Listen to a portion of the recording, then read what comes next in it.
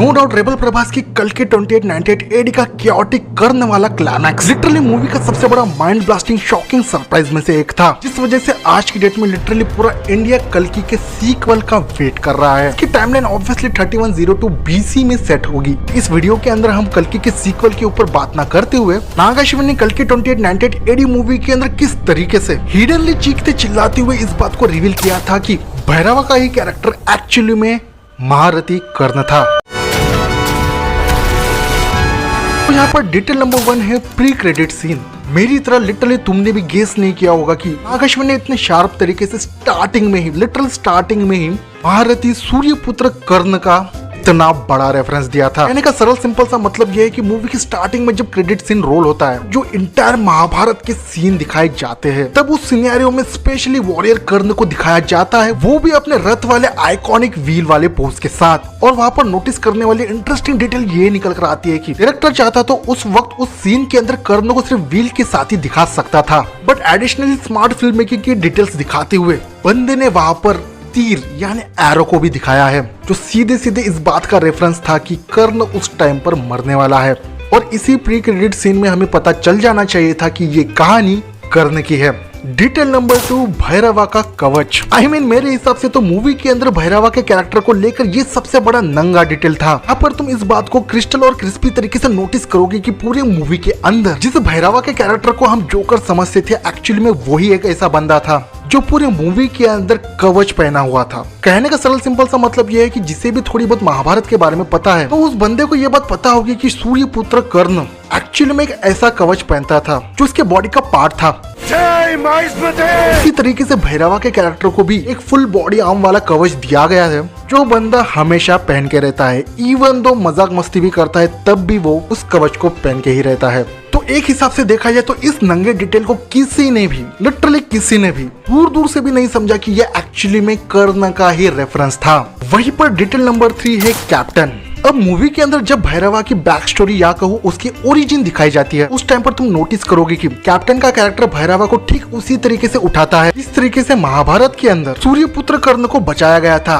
उस टोकरी को देखो तुम, इस तरीके से कैप्टन का कैरेक्टर भैरवा को बचाता है एक टोकरी के अंदर। वो सीधे सीधे रेफरेंस था महाभारत का, जहाँ कर्ण को भी इसी तरीके से बचाया जाता है, जहाँ पर उसकी रक्षा खुद पानी के अंदर शेषनाग करते हैं। हालांकि इस सीन को मूवी के अंदर फिर से दीपिका के साथ वो फायर वाले सीन के अंदर रिक्रिएट किया गया था, बट भैरवा के ओरिजिन स्टोरी को भी वही रेफरेंस दिया गया है। वही डिटेल नंबर 4 है समथिंग इज चेंज। इंटरवल से पहले मूवी के अंदर जान फूकने वाला यही वो सीन था जब कल की मूवी 360 डिग्री में टोटली चेंज हो चुकी थी। कहने का सिंपल सा मतलब यह है कि भैरवा का वो पैक वाला सीन तो याद ही होगा जहाँ पर बंदा 50 यूनिट खर्च करके भविष्य देखता है, और जब उस टाइम पर बिजली कड़कती है तो एग्जैक्ट उसी टाइम पर जब रथ के पहिए जैसे चक्र को पकड़ता है भैरवा, नाग अश्विन ने हिडनली चीखते हुए बताया था कि ये बंदा भैरवा ही द फ्रीकिंग वॉरियर कर्ण है। कि उस व्हील वाले चीज को ओवरशैडो करने के लिए बंदे ने पीछे से लॉर्ड विष्णु के स्टैचू को दिखाया था, बट जिस भी बंदे ने उस व्हील के ऊपर गौर किया है, उस टाइम पर उस बंदे को समझ लेना चाहिए था भैरवा ही एक्चुअली में वॉरियर कर्ण है। जिस चीज को इंडिया के 99% ने टोटली मिस कर दिया था, अंडर एस्टिमेट कर दिया था। यानी एक और डिटेल ऐसी थी कि जब मूवी के अंदर भैरवा के एंट्री सीन को दिखाया जाता है, तब बंदा डिस्टोपियन वर्ल्ड के धूप में आराम फरमाता है। तो इस सीन के रेफरेंस से ही हमें पता चल जाना चाहिए था कि एक्चुअली में भैरवा ही सूर्यपुत्र कर्ण है। यहाँ पर अगेन नाग अश्विन को कॉम्प्लीमेंट देना पड़ेगा कि बंदे ने किस एपिक लेवल पर भैरवा के कैरेक्टर को सीक्रेटली वर्बली बिना किसी चीज को रिवील करते हुए भैरवा के कैरेक्टर को स्मैशी वे में डेवलप किया था।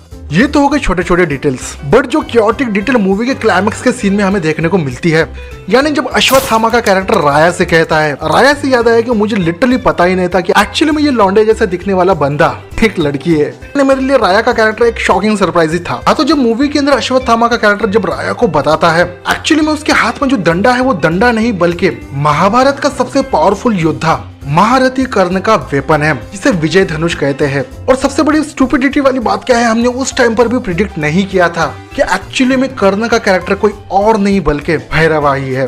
अब यहाँ पर विजय धनुष की बात निकली है, तो इस बात को भी यहाँ पर क्लियर कट बताना जरूरी है कि अश्वत्थामा ने जिस तरीके से विजय धनुष के बारे में मेंशन किया था, बंदे ने इस बात को क्लियर कट बता दिया था कि मूवी के अंदर दिखाए गए गांडीव वेपन अर्जुन का था, उससे भी 10 टाइम्स ज्यादा पावरफुल वॉरियर कर्ण का विजय धनुष है। कहने का मतलब यह है कि जब जब भी कर्ण उसको यूज करेगा उस टाइम पर उस बाण के पावर के सामने टिकना लिटरली इम्पॉसिबल है। ये तो मूवी के क्लिफ हैंगर वाले क्लाइमैक्स में जब अर्जुन का कैरेक्टर और कर्ण का कैरेक्टर दोनों ही गांडीव और विजय धनुष से तीर मारते हैं, तब वो पावरफुल तीर जब एक में से टकराते हैं, तब लिटरली उन तीरों का एक्सप्लोसिव किसी न्यूक्लियर ब्लास्ट से कम नहीं था। तो इस चीज से तुम अंदाजा लगा सकते हो कि विजय धनुष कितना ज्यादा पावरफुल है। तो ये थे कल की मूवी के भैरवा के कैरेक्टर के कर्ण को लेकर हिडन डिटेल्स, जिसमें नाग अश्विन ने मूवी की स्टार्टिंग के सीन से ही हमें बता दिया था कि एक्चुअली में ये मूवी बेस है कर्ण के ऊपर और भैरवा का ही कैरेक्टर महाभारत का सबसे बड़ा वॉरियर महारथी कर्ण होगा।